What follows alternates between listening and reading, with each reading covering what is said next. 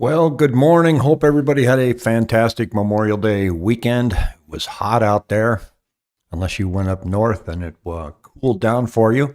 And actually started to see a little monsoon weather starting to form up in the mountains. That's a good thing. We need the rain. We don't need the lightning, but we need the rain. So nobody started any fires. Happy Tuesday. That's a friendly reminder for those of you that are retired and don't know it's Tuesday. It's a free public service. Not a busy real estate weekend. It was rather subdued because people were out for the Memorial Day weekend. I think our top listings got up to like 5,100. And this morning we're down to 4,897. And when I take a look at what the numbers are there, 4,897 of listings that are available this morning, I kind of did a little thing down here and said, I wonder how many have virtual tours. So I clicked on that little button. And what I see is a little number up here that says 801. So 4,000 homes don't have a virtual tour. So if you're listing your home, be in that unique club because nobody else is doing it. So I think that's the way to go. Hey, we have a cool comment here from Bar 60 and Strong. He said he's noticing when he's going into grocery stores, a lot of empty shelves. And my brother and I were just talking about that yesterday. This supply side issue isn't just lumber. It's still food. And I was in the food industry for 3 decades and trying to stay tight on inventory. They call it just-in-time inventory is really crucial in any business. And even in bread, if you run out of bread in the store, it's not like you can just go out to your truck and bake some and bring it in.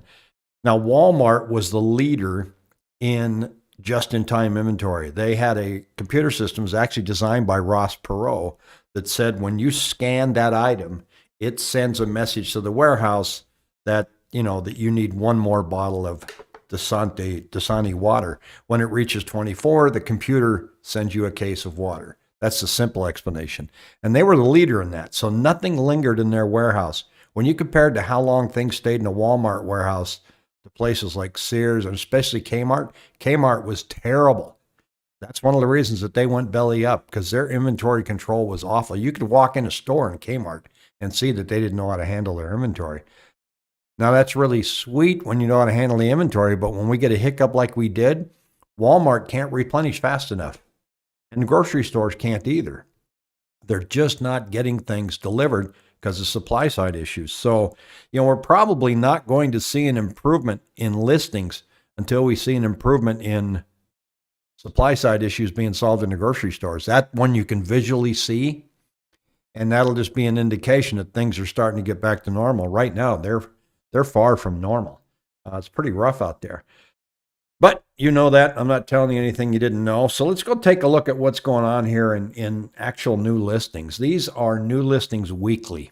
Now, and yes, I know you're going to refresh. Give me a break here. I want new listings weekly. Every time I go to the chart, it does that. So 2021's the yellow line. Now, I can't explain why it went down like this. Maybe that's something to do with the holiday week. But each week says there's new listings, 2,492. Then we had 2,561. So if you sold bread, you were in the dough. Is that the yeast you can do, Terry? Sorry, you are asking for that one. If you look at new listings, these are new listings that come on every week. We're fairly consistent with what we've seen in the past 2 years as far as how many went on. And you can also see that you have a seasonal drop-off. This is Christmas. This is New Year's week 52 and 53. So we're really getting new listings coming on at about the same rate, but our absorption rate is pretty steady at 4,000. So every week, and you see it, 4,000 homes go under contract. So our inventory situation, while it's low, the number of new listings coming on every week is pretty normal. But how come we're still sitting at 4,800? Well, because they're still being gobbled up. Now, there is buyer fatigue. There's no doubt we have buyer fatigue out there. And, people are giving up. They're just backing off because they can't afford it. The Cromford Market Index is one that shows the overall market. 100 is considered normal. And demand here is showing a drop off. So our demand is almost normal, but our supply is just way out of whack. It looked like it was going to start to come up a little bit right here, but it didn't. So our supply, we're just not getting any relief in supply. So when you have this low of supply, you have a demand that's coming down, you're still not going to see any relief in prices. Now, where are homes selling right now? In the country, you look here, and here's where homes are selling the fastest. Number one, Ogden, Utah, right here. Median list price of $489. And we have Manchester, New Hampshire, Colorado Springs, Reno, Nevada. Look at that list price, $524,000. Vallejo, California. See, not everybody's leaving California. Vallejo, a price of $545,000. Where homes are taking the longest to sell, Houma, Louisiana, Rochester, Minnesota. But look at these days on market. I mean, we're only on market like 6 days is our average. And here's 79. Rochester, Minnesota, 78. Miami, Florida, that one surprised me, 72. Mississippi, and Albany, New York, 70. The interesting thing about Albany, and I used to live there, just north of there in Clifton Park for 1 year. While Albany has seen an influx of younger buyers from other parts of the state over the past year or so, it's barely enough to offset the losses. Homes here are also older. About a third of them were built before 1939, so they need a little more work. But people are leaving Albany and they're going up the road to Saratoga Springs, which is absolutely beautiful. Now, the weather out there is brutal, but some of the homes that you see in Albany and Troy that were built in the 30s are just fabulous. Anyway, I thought I'd share that article with you. And then meanwhile, out here, the Southwest is America's new factory hub. Cranes everywhere. This is a Wall Street Journal article that goes on to talk about all the building that's going on here in Arizona and Texas and Nevada.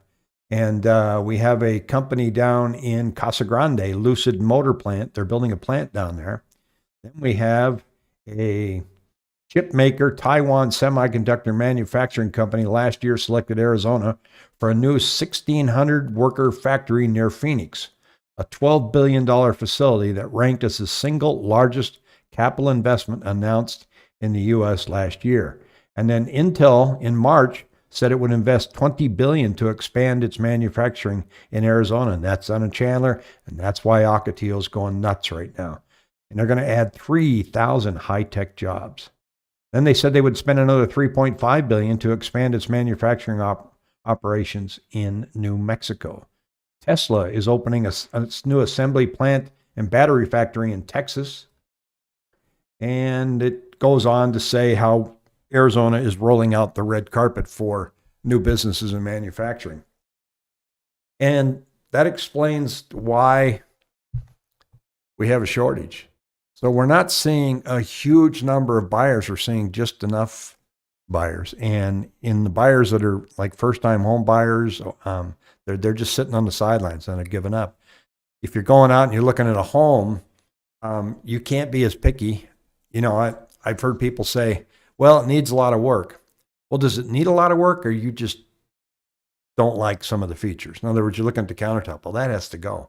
Well, does it have to go, or you just want it to go? So you have to kind of change your mindset. You got to go in and go, oh, geez, these cabinets are terrible. Well, move in and change them. Oh, these countertops, they got to go. Have you seen the lights in the bathroom? This is not the market to be that picky. So but it's still, people are still going to buy it, and there's still some bidding. And I've seen just a lot of, younger buyers just go, I'm out. I can't take it. I know one of my nieces up in Seattle, they just bought a house, and I can't believe how much they offered over asking price, but that's the story. Phoenix is number one in the country right now, and Seattle is number two. So we're getting hammered everywhere. We have, let's see, Honor 8 says, Intel's expanding here as well, plus Netflix building huge new studios, Facebook building huge buildings for data storage. Yeah, if you're in the desert, that's pretty easy to build a warehouse, and they're taking advantage of it. They're taking advantage of the low taxes and regulations of Arizona as well. Looking at inflation numbers for the United States, This is where we're at. And now here is 1980, 13.5%. That was pretty rough. That was a 2-year run that went up. And then Paul Volcker clamped down on interest rates, raised them through the roof, and down inflation went. And here's where we're at now. And that is 2020. So that one isn't showing us a very good example of where I think we popped up to like 4%, but it doesn't look like it's sticking. So, and as I was just mentioning, because of the concerns over supply side issues, we're not seeing any. Let's see. Let's go to the CPI here and see what's going on.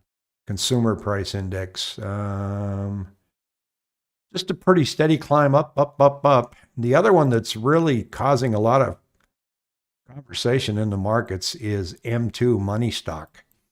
Money stock is the amount of money that's out there. And look at it, it shot right up after the Fed decided to inject, a lot of QE in there. It was like $20 trillion is kind of floating around out there. And then you go, well, are people spending it? So let's go to the velocity of the money. Money's out. Nope.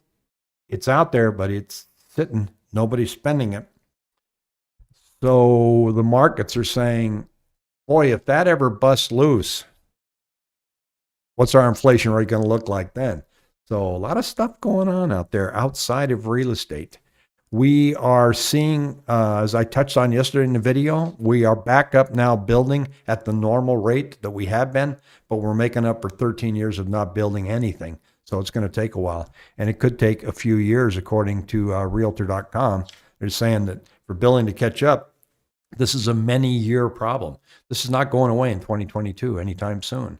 The only thing that's going to make things change price-wise next year is some type of financial crisis.